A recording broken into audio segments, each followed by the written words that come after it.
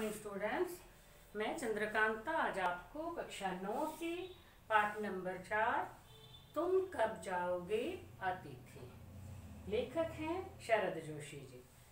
तो उस पाठ के गद्यांशों पर आधारित प्रश्नों के उत्तर समझाऊंगी। इससे पहले भी मैंने कुछ गद्यांश पढ़ करके उनके अंदर से जो प्रश्न थे उनके उत्तर आपको समझाए हैं। तो आज उससे आगे का पाठ भी हम शुरू करते हैं और उसके अंदर से जो प्रश्न बनेंगे उनके उत्तर मैं आपको समझा रही हूँ। तो चलो शुरू करते हैं। सत्कार की ऊष्मा समाप्त हो रही थी, यानी हम जो लेखक बता रहे हैं कि अतिथि के आने पर उसका जो आदर सत्कार कर रहे थे वो अब हम नहीं कर पा रहे थे, हमारा मन नहीं हो रहा था, इच्छा नहीं हो रही थी कि उनका इतना आदर सत्कार हम करें। डिनर से चले थे, खिचड़ी पर आ गए। सोच रहे हैं अब मन में कि पहले तो डिनर खिलाया था, तो फिर बाद में ये मन में आ जाता है जब ज़्यादा दिन रुकता है मेहमान तो कि हम तो खिचड़ी बना के खाएंगे। और यदि फिर भी मेहमान नहीं जाता है, मतलब खिचड़ी खाने के बाद भी वही रुका रहता है, तो हम उपवास भी रख लेंगे, व्रत रख लेंगे, तब क्यों नहीं जाए। फिर तो अपने आप जाएगा, उसको पता चल जाएगा कि मेरा यहाँ पे निरादर हो रहा है। तो अब ये कह रहे हैं कि सत्कार की ऊष्मा समाप्त हो रही थी, डिनर से चले थे, खिचड़ी पर आ गए। अब भी अगर तुम अपने बिस्तर को गोलाकार रूप प्रदान नहीं करते तो हमें उपवास तक जाना होगा। बिस्तर को गोलाकार रूप प्रदान करना, ये अपने कहते हैं ना, बिस्तर लपेट के चले जाते, अपना बोरिया बिस्तर उठाया और वहां से चले जाएं। यदि अब भी ऐसा नहीं होगा तो हमें उपवास तक जाना होगा। अब ये सोच रहे हैं, तुम्हारे मेरे संबंध एक संक्रमण के दौर से गुजर रहे हैं। ठीक है, तुम्हारे जाने का यह चरम क्षण है, तुम जाओ ना अतिथि। मतलब इतने परेशान हो गए हैं लेखक उस अतिथि के आने के बाद। मतलब वो ये कह रहे हैं कि अब तुम चले जाओ ना, बार बार मन में ये सोचते हैं कि चले जाओ ना, तुम्हें यहाँ अच्छा लग रहा है ना। मैं जानता हूँ दूसरों के यहाँ सभी को अच्छा लगता है, अगर बस चलता तो सभी लोग दूसरों के यहाँ रहते, पर ऐसा हो नहीं सकता, क्योंकि अपने घर की महता के गीत इसी कारण से गाए गए हैं और इसी कारण से होम को स्वीट होम कहा जाता है। यानी हर किसी को अपने घर में रहना ज़्यादा अच्छा लगता है। किसी दूसरे के घर में रहना यदि सबको अच्छा लगे तो व्यक्ति अपने घर में तो रहे ही ना, सभी जाके दूसरे लोगों के घरों में रहें और आराम से वहाँ बैठ करके खाते पीते रहे, ना कोई काम करना पड़े, ना किसी बात की चिंता। लोग दूसरे की होम को की स्वीटनेस को काटने न दौड़ें। अब लेखक ये बता रहे हैं, लोगों को समझा रहे हैं कि सभी के लिए अपना घर जो है स्वीट होम होता है, तो दूसरों के घरों में जा करके रह करके उनके स्वीटनेस को ख़त्म ना करो। यानी उनके घर की जो मिठास होती है, आपस में जो परिवार के सदस्य हैं वह अच्छी तरह से रह रहे हैं, तो उनमें आपस में जो है मेहमान के आने पर भेदभाव, दूरियां बढ़ जाती हैं, आपस में बातचीत नहीं होती, वो एक दूसरे से लड़ाई झगड़ा करते रहते हैं, जबकि मेहमान वहाँ आराम से बैठा रहता है। ठीक है, तो वो बात में अनबन हो जाती है आपस में। तो इसलिए वो कह रहे हैं कि दूसरे के होम की स्वीटनेस को काटने नहीं दौड़ना चाहिए, उसको ख़त्म नहीं करना चाहिए। अब प्रश्न है, सत्कार की ऊष्मा समाप्त हो जाने पर क्या हुआ। अब सत्कार की ऊष्मा समाप्त हो जाने पर मतलब मेहमान को जो डिनर करवाया गया था उसके बाद खिचड़ी पर आ गए। अब खिचड़ी खिलाने के बारे में भी सोचने लगे थे। तो अब ऐसा लग रहा है, अभी सोचा ही है भी ऐसे कि खिचड़ी खिलाई गई मेहमान को, डिनर से चले थे लेकिन बाद में खिचड़ी खिलाई गई जब सत्कार की ऊष्मा समाप्त हो गई। लेखक के अनुसार उपवास तक क्यों जाना पड़ेगा। मतलब लेखक बता रहे हैं कि यदि खिचड़ी खाने के बाद भी अतिथि वहीं पर बना रहता है, फिर भी जाने का नाम नहीं लेता, तो उसके बाद तो उपवास भी रखना पड़ेगा। यानी हम कुछ खाना बनाएंगे ही नहीं तो अपने आप अतिथि भी भूखा बैठा रहेगा।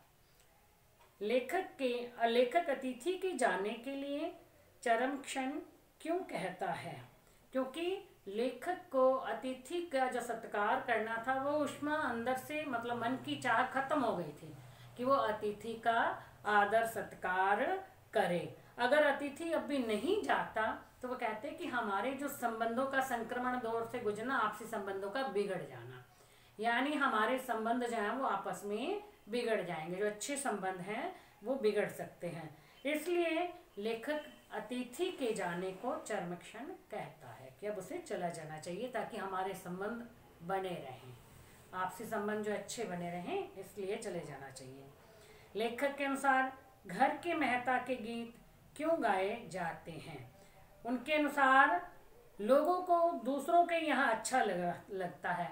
मतलब अगर बस चले ना लोगों का, तो वो दूसरों के घरों में ही बैठे रहें जाकर के, अपने घर में ना रहें।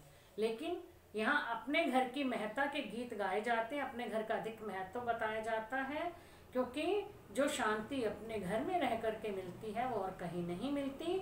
इसीलिए घर को स्वीट होम कहा गया है, और मेहमान के बारे में व्यंग्य करके कहा गया है कि यदि मेहमान आता है तो दूसरों के घर की स्वीटनेस को खत्म ना करे, इसलिए जो है ये कहा गया है।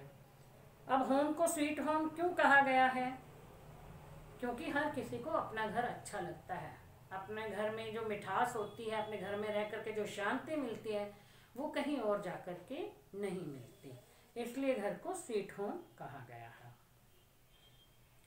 अब अगला गद्यांश, अपने खर्राटों से एक और रात गुंजायमान करने के बाद कल जो किरण तुम्हारे बिस्तर पर आएगी वह तुम्हारे यहाँ आगमन के बाद 5वें सूर्य की परिचित किरण होगी।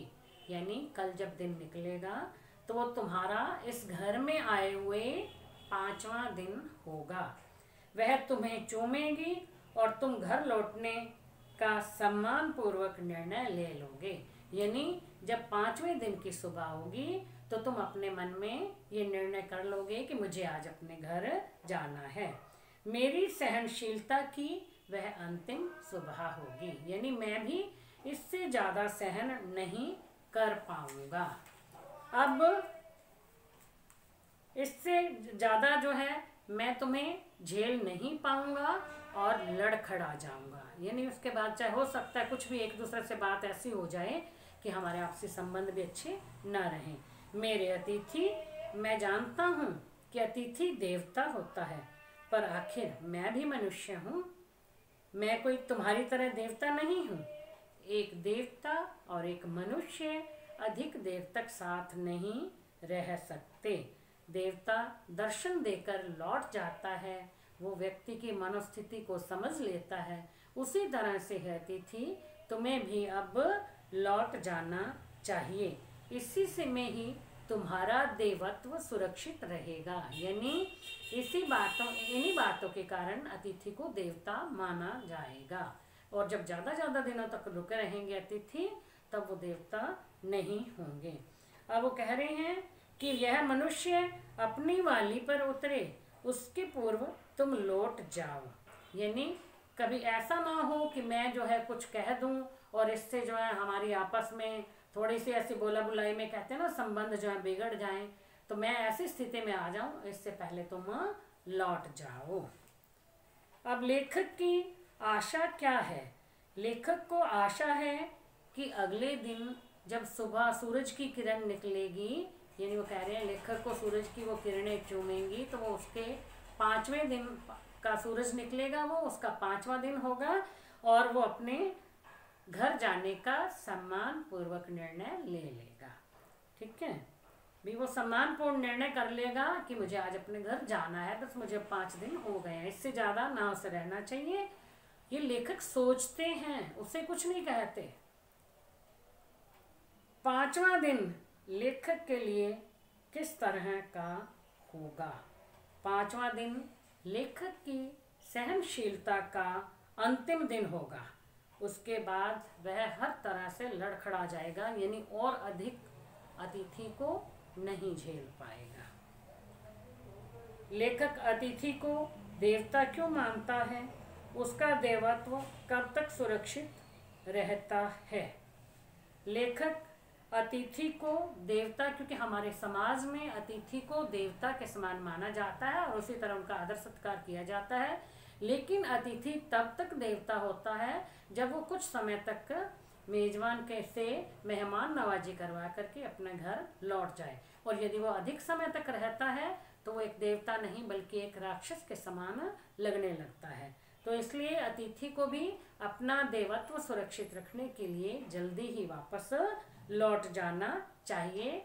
किसी के भी घर में अधिक दिनों तक मेहमान बन करके नहीं रहना चाहिए।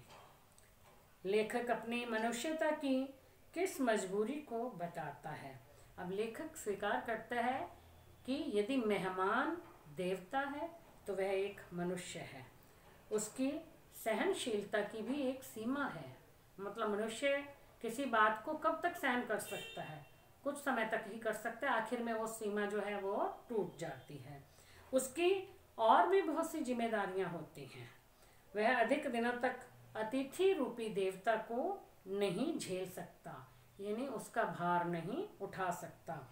तो वह घबरा करके अपने अतिथि को घर से बाहर जाने के लिए भी कह सकता है, उसे गेट आउट भी कह सकता है। तो बच्चों, ये थे गद्यांशों पर आधारित प्रश्न उत्तर। तो ये आपको समझ में आ गए होंगे। बाकी पाठ के पीछे जो प्रश्न दिए गए हैं उनके उत्तर मैं आपको नेक्स्ट वीडियो में भेजूंगी। Thank you.